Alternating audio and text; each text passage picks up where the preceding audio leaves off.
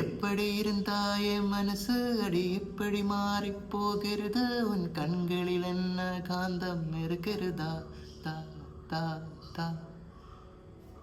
ഈ പാട്ട് പാടിയപ്പോൾ തന്നെ നിങ്ങൾക്ക് നിങ്ങളുടെ മനസ്സിൽ ഈ പാട്ട് ഏത് മൂവിയിൽ നിന്നാണ് എന്ന് മനസ്സിലായിട്ടുണ്ടാവും ഇല്ലേ? സന്തോഷ് സുബ്രഹ്മണ്യം എന്ന സിനിമയിലാണ് നായകൻ നമ്മുടെ ജയൻ രവി.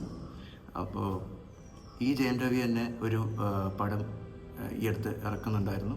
ആ പടം അതിൻ്റെ പ്രോമോ ഈ 2 ദിവസം മുന്നേ ഇറക്കിയിരിക്കുന്നു. ജയൻ രവിനെ കുറിച്ച് പറയുകയാണെങ്കിൽ എൻ്റെ ഏറ്റവും ഇഷ്ടപ്പെട്ട ഒരു നടനാണ്. തമിഴ് മൂവി എന്ന് പറയുമ്പോൾ ഫസ്റ്റ് എൻ്റെ മനസ്സിൽ വരുന്നത് തന്നെ വിജയാണ്. വിജയ്ക്ക് ശേഷം ജയൻ രവിയാണ്. ഇൻ ബിറ്റ്വീൻ മാധവനുമുണ്ട്. മാധവൻ പക്ഷേ ആ രീതിയിലുള്ള റോൾസൊന്നും, അതായത് പണ്ട് നല്ല റൊമാൻറ്റിക് ഹീറോ ആയിരുന്നു. ഇപ്പോൾ ആ ലെവലിലുള്ള റോൾസൊന്നും ക്യാരക്ടേഴ്സൊന്നും പുള്ളി പിടിക്കാറില്ല എന്ന് തോന്നുന്നു. ഇപ്പോൾ കുറേ കൂടി സീരിയസ് ആയിട്ടുള്ള ടോപ്പിക്കെല്ലാം കൂടുതലും എടുക്കുന്നത്. ഇപ്പം ജയൻ രവിയുടെ കാര്യം പറയുകയാണെങ്കിൽ പുള്ളി അന്ന് എങ്ങനെയാണോ ഇന്നും അതേപോലെ തന്നെ ആ ഒരു കൺസിസ്റ്റൻസി തന്നെയാണ് മെയിൻറ്റെയിൻ ചെയ്ത് പോയിരിക്കുന്നത്. അപ്പം പുള്ളിയുടെ ഒരു മൂവി ഇതാ ഇപ്പം ഇറങ്ങുന്നുണ്ട്. അപ്പോൾ അത് ജയൻ രവി തന്നെയാണ് ഡയറക്റ്റ് ചെയ്തിരിക്കുന്നത്. കഥ എഴുതിയിരിക്കുന്നതും ജയൻ രവി തന്നെയാണ്. പ്രൊഡ്യൂസ് ചെയ്തതും ജയൻ രവി തന്നെയാണെന്നാണ് എൻ്റെ ഒരു വിശ്വാസം. അപ്പോൾ ഞാൻ ആ ഒരു മൂവിയുടെ പ്രോമോ നമുക്കൊന്ന് കണ്ടു നോക്കാം. ഓക്കെ.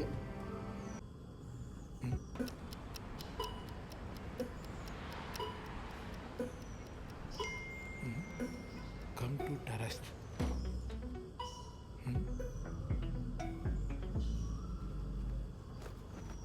ஹாய் சார், வாங்க.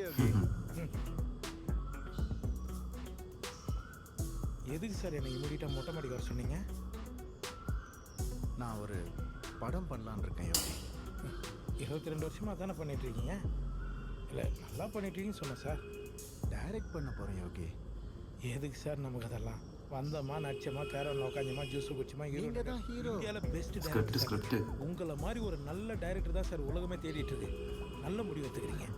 கதையெல்லாம் ரெடி பண்ணிட்டீங்களா? ரெடி. Dialogues ready. இது இல்லையா? பார்க்கலாமா? எல்லா சீன்லையும் நீங்கள் தான் இருப்பீங்க. ஆமாம் சார்.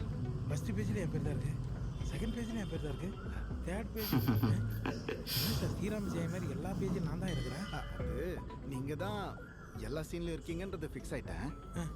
கதை ரெடி, டைலாக்ஸ் ரெடி. ஆனால் இந்த கேரக்டர் மட்டும் கிடைக்க மாட்டேங்குது யோகி. கேரக்டர் கிடைக்கலையா? அங்கே அங்கே தெரியுதுல்ல ஒரு room, motor room, costume room Yogi. அது காஸ்டியூம் ரூமா? சொல்லுங்கள் சார்.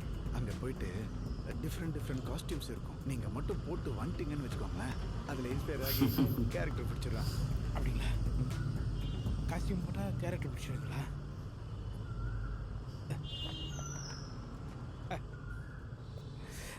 எனக்காக நாமே போட்டு வரேன். அவன் ரூம் போட்டு தான் கேரக்டர் பிடிப்பான். நம்ம என்னடானா காஸ்டியூம் போட்டுனா கேரக்டர் பிடிக்கிறேன்றாரு.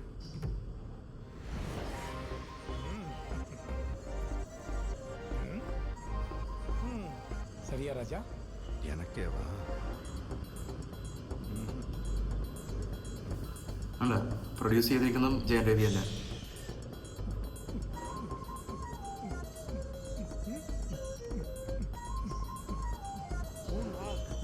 என் ப்ரொடக்ஷன், அதனால கொஞ்சம் பார்த்து பண்ணுங்க. அப்போ வேற மாதிரி வரேன். ഇല്ല,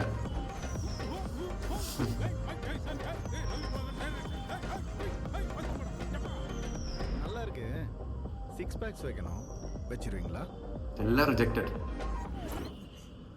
சிரிப்பு கட்டனா எதுக்கு 6 பேக் வைக்கணும்? நோ, வேற மாதிரி வர மாட்டோம்.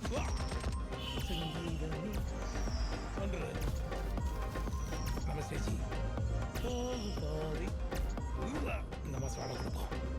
A few moments later. ஆஞ்சூரிங் கட்ட ഇത് സെലക്ട് ചെയ്തു. எந்த கேரக்டர் இப்போதான் தெரியுது எதுக்கு வாய் தலை கணித்துன்னு சொன்னார். கோசுவதி தான் மிஸ்ஸிங்.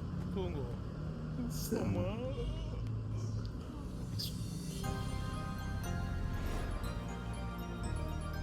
வா மச்சான் வா. உன்னை இப்படி பார்த்து எத்தனை வருஷம் ஆகுது. எக்ஸ்ட்ராடினரி. இது இது extraordinary An Ordinary Man, Ordinary Yogi Babu, written and directed by Ravi மோகன். ஒரு ஆர்டினரி மேனோட கேரக்டரை விட எக்ஸ்ட்ராடினரி கேரக்டர் வேற என்ன இருக்கு? Title An Ordinary Man. நிலா கூட தூங்குறதுக்கு மேகத்துக்குள்ள போயிடுச்சு ഈ സിനിമയിൽ சார் தயவு செய்து அது கொடுங்க சார். இருங்க இருங்க முடிச்சுட்டு തരാം. நான் തലകാണി கேட்டேன் sir. Psychology of an ordinary man എന്ന് പറഞ്ഞ് ഇതിനകത്ത് എഴുതിയിരിക്കുന്നു. അപ്പോൾ ഏതാണ് ശരിക്കുള്ളത് പേര്? സൈക്കോളജി ഓഫ് ആൻ ഓർഡിനറി മാനാണോ ഓർഡിനറി മാനാണോ എന്തോ ആയിക്കോട്ടെ. അപ്പോൾ പുള്ളിയുടെ ഡയറക്ഷനാണ്. ഇപ്പോൾ ഈ പ്രോമോ കണ്ടാൽ തന്നെ നമുക്ക് മനസ്സിലാവും പുള്ളി എത്രമാത്രം എക്സ്പീരിയൻസ് നേടിയിട്ടുണ്ടെന്ന്. കാരണം അത്ര നല്ല രീതിയിലാണ് ഈ ഒരു പ്രോമോ തന്നെ പിടിച്ചിരിക്കുന്നത്. യോഗി ബാബു വളരെ നല്ല രീതിയിലാണ്, രണ്ടുപേരും അടിപൊളിയായിട്ടാണ് ചെയ്തിരിക്കുന്നത്. യോഗി ബാബുവിനെ കുറിച്ച് പറയുകയാണെങ്കിൽ പോട്ടെ, യോഗി ബാബുവിന് മുന്നേ എൻ്റെ കാര്യം പറയുകയാണെങ്കിൽ ഞാൻ തമിഴിൽ അത്ര ഫ്ലുവൻ്റ് അല്ല. ഫ്ലുവൻ്റ് ഇൻ ദ സെൻസ് കേട്ടാൽ മാത്രമേ മനസ്സിലാവുള്ളൂ, അത്ര ഡീപ്പൊന്നും മനസ്സിലാവില്ല. മലയാളം വെച്ച് കമ്പയർ ചെയ്ത് ആ രീതിയിലാണ് ഞാൻ ഈ തമിഴൊക്കെ മനസ്സിലാക്കുന്നത് തന്നെ. അപ്പോൾ ഈ യോഗി ബാബുയുടെ സീൻസൊക്കെ വരുമ്പോൾ തന്നെ പുള്ളി എന്താണ് പറയണതെന്ന് എനിക്ക് തന്നെ ഒന്നും മനസ്സിലാവില്ല. പക്ഷേ പുള്ളിയുടെ എക്സ്പ്രഷനും പുള്ളിയുടെ ഓരോ പെരുമാറ്റങ്ങളൊക്കെ കണ്ടിട്ടാണ് ഞാനത് മനസ്സിലാക്കുന്നത്. അപ്പോൾ എനിക്കിതിപ്പം എന്തായാലും വളരെ നല്ല രീതിയിലേക്ക് ഇഷ്ടപ്പെട്ടു promo. So best wishes Jayam Ravi. അപ്പോൾ മൂവി എന്തായാലും തിയേറ്ററിൽ വരട്ടെ. ഇനി അതിന് മുന്നേ കുറച്ച് ട്രെയിലറും ടീസറൊക്കെ ഇതിൻ്റെയൊക്കെ ഇറക്കുമായിരിക്കും. അപ്പോൾ നമുക്കത് കണ്ടു നോക്കാം. ഞാൻ ഇത് തിയേറ്ററിൽ പോയി കാണുന്നതായിരിക്കും. ഓക്കെ, സോ അടുത്ത വീഡിയോയിൽ വീണ്ടും കാണാം.